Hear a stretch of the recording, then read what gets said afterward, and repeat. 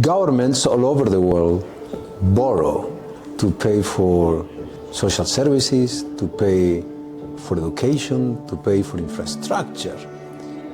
And that debt accumulates, very much like it does when a household borrows, when a family borrows. However, the government's debt is much bigger.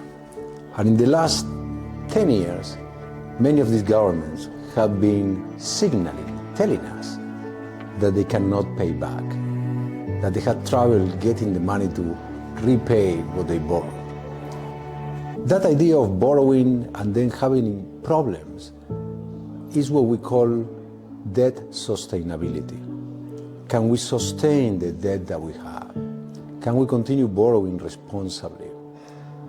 The truth is, when you know that your debt is not sustainable, you had to do something.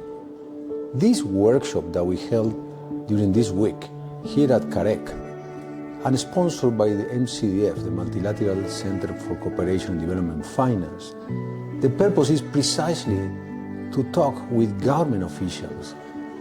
What is it that we can do to keep debt sustainable? This is a debt sustainability workshop. And when you think about it, it's not a one thing that you can do. There's a lot you have to do. It's like being a good person. There are many things you have to do in your life to be a good person. In this particular case, the technique, the science says, first you have to be very careful how much you borrow. And there are methodologies for you to calculate how much can I borrow that is not too much for me. The second question you ask yourself is how to borrow. I can borrow in my own country's currency, yuan, or I can borrow in some other country's currency, the euro or the dollars. I can borrow very short term, for 12 months maybe, or I can borrow for 30 years, depending on what I want to use the money for. I can borrow with interest rates that are fixed over the life of the loan. So you will pay always the same, your quotas will be always the same for the duration of the loan. Or I can borrow with floating rates. The rates change every 6 months according to how the market looks like. Each of these options have costs and risks, and thus a technique, a methodology called the medium-term debt strategy, the MTDS, medium-term debt strategy.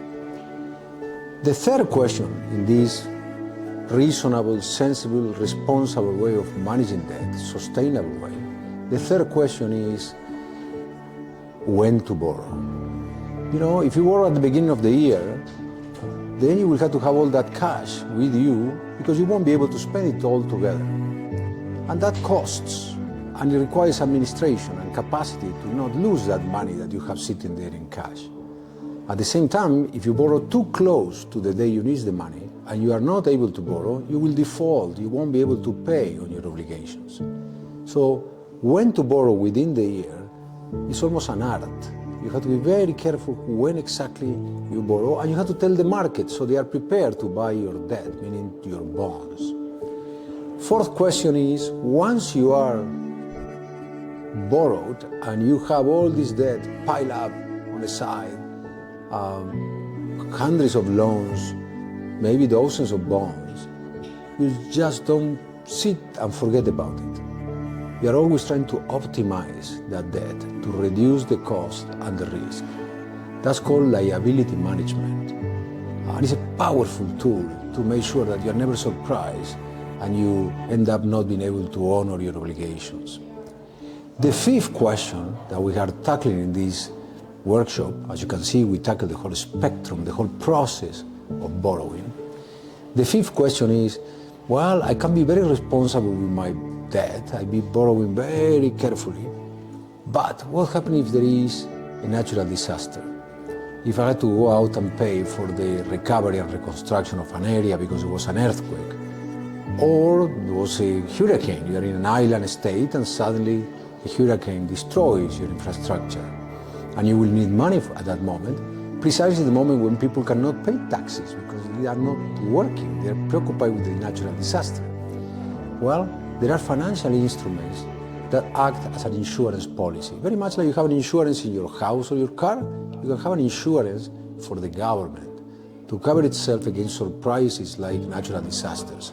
Other surprises could be that the commodity that the country sells, say oil for example, suddenly falls in price, and then the government cannot collect enough taxes and it doesn't have money to pay for its debts. So again, there are ways to cover for that risk. That's called fiscal management. It was the fifth component of our workshop. The sixth component was looking carefully at that piece of borrowing linked to an expenditure that is very large and that will take a lot of time to generate returns, to pay for itself. That's infrastructure. Things like bridges or roads or ports.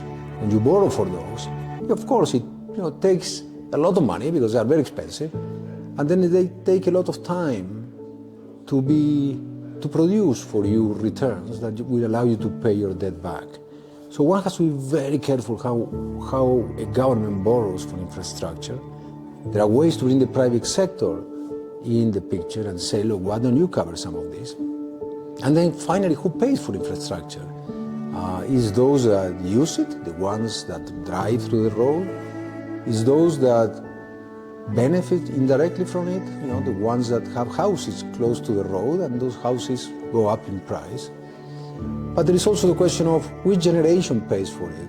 If we build the port, this generation will use it, but the debt will go on for 30 years, meaning probably 2 generations. Your children and grandchildren will pay. The final question of the workshop, as I say, covers the whole process of borrowing as a government, the sovereign borrowing. The final question is, what happens if you cannot pay? What is experience worldwide in asking your creditors for debt relief, saying, can you cut my debt? I'm not able to pay. I tried my best, but I couldn't. There are a lot of experiences in this. This kind of debt crisis, as we call it, or sovereign debt crisis, sovereign because it belongs to the government, this kind of sovereign debt crises are too frequent. We look at history and you have dozens of countries that have defaulted, meaning they didn't pay. And sometimes the same country many times over. So we review these experiences and we brought the lessons to today. Today we have about 60% of low-income countries in the world with high probability of distress, paying their debt, meaning they may not be able to pay, and therefore nobody wants to lend to them anymore, or already in default, already didn't pay. The markets are saying, we're not giving you any more money, you need to pay back what you owe, and they are unable to. So the experience is very relevant to say today, how do we help these countries that are in financial problems? And there are, at the moment, the last few years, I would even say the last couple of years, there have been attempts at solving the problem. Things like debt for nature swaps, meaning you will protect your environment, I will take some of your debt off your shoulders. We have looked at things like contingent debts, meaning from now on I will only pay if I do well, if my economy is doing well and generating enough taxes for this government to pay. So we look at the whole menu of possibilities based on the historical experience.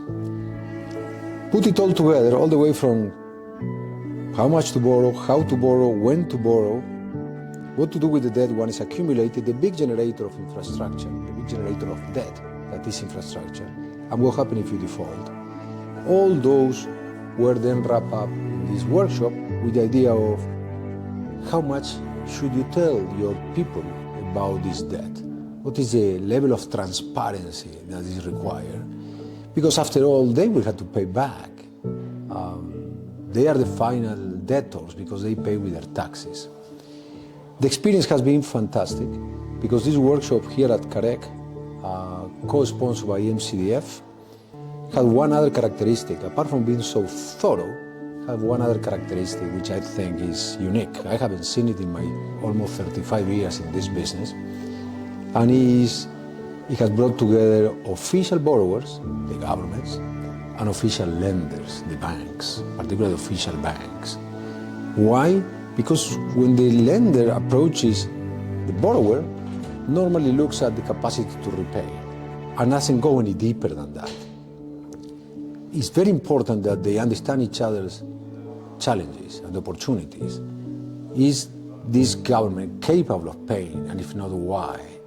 How can we help this government do better, more responsibly in managing its debt? And it's important that the lender knows that before they embark in their loans and their bonds. So all in all, it has been a fantastic experience. We had here governments from all over Central and West Asia, which in general are very well managed. I have to say this is a region that is quite well managed, responsible, with low debts in general.